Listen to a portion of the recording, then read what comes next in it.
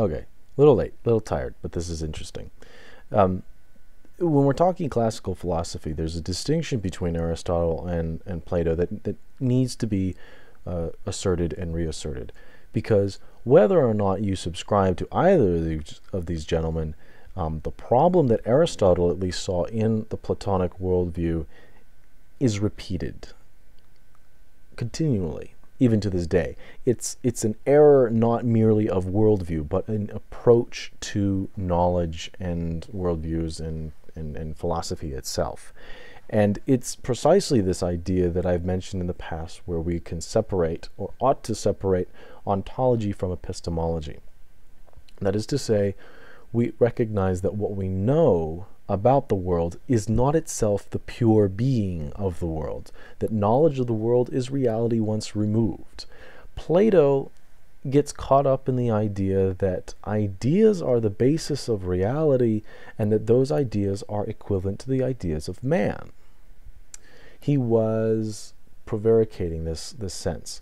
Now, it's true to say that both Plato and Aristotle are idealists, because both of these people have written works to suggest that they believe pure being is not itself physical, that it is an intellectual thing, but it's different than human intellectuality.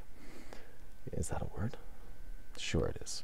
And one way I wanted to demonstrate this is read to you from Aristotle's Theology, where Aristotle describes the sense in which the human being can experience God, being that God is what he calls pure being, that nothing is in any way a degradation of that there is no room for errors of epistemology or anything like this, or errors of human conceptualization, that when you get down to the core of it, God is the pure being and everything else is just a divergent course from that, a degradation of that in one form or another. And the reason I want to read you this particular passage is because it teases out a few different things. One, it confirms that Aristotle is an idealist, but he recognizes that there are several levels of ideas, and that as a human being, some forms of human ignorance can in fact be more noble than knowledge itself. This is going to be a little rough, because reading Aristotle can be tough sometimes. Any of these guys can be, and because it's old, it's translated, and so on. But we'll do our best. And to preface it, again, when he's going to talk about knowledge, he's going to talk about ignorance, he's going to talk about intellect, and he's going to put forth the argument that if a human being is able to know something, it's to know it completely, and it's to be, in effect, the cause of that thing. To know something, say, about this real world that we live in, is not to cause it, and it is rather to make a system of representation within our mind. That if we could know something in this world perfectly, it would be equivalent to causing it, just as we can cause something to exist in our mind by knowing it completely. So it's cool. It's going to talk about the distinction between epistemology and ontology, and then this kind of noble ignorance that what he calls a noble ignorance when in pursuit of the experience of pure being, or God. We say that even if the soul has imagined this world before coming to it, nevertheless it imagined it intellectually. This activity is ignorance, not understanding.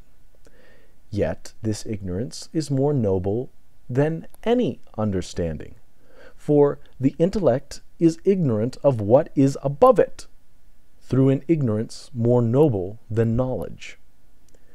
If it remembers the things that are there, it does not descend to here, because the memory of those noble things prevent it from coming down to here.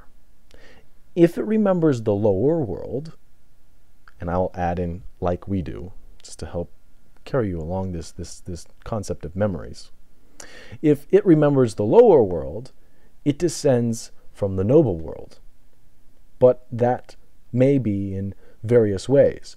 For the intellect is ignorant of the cause above it, namely, the first, ultimate cause, and has no complete understanding of it. Because if it were completely aware, it would be above and cause for it.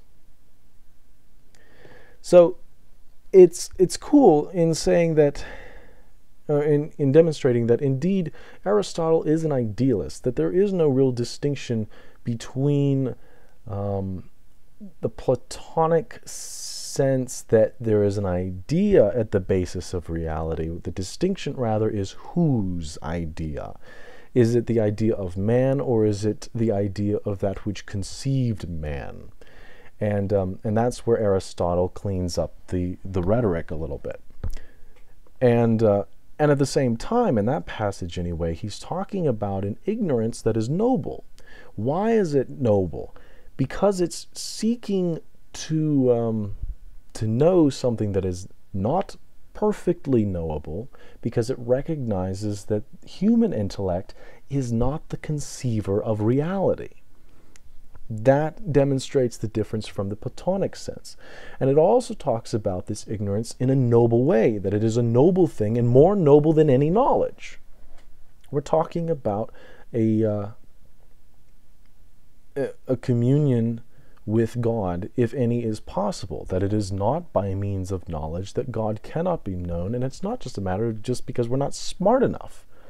It's because, as Aristotle sees it, and certainly I do, and the rest of us are us dying breed, is that to know something completely is to create it, is to cause it.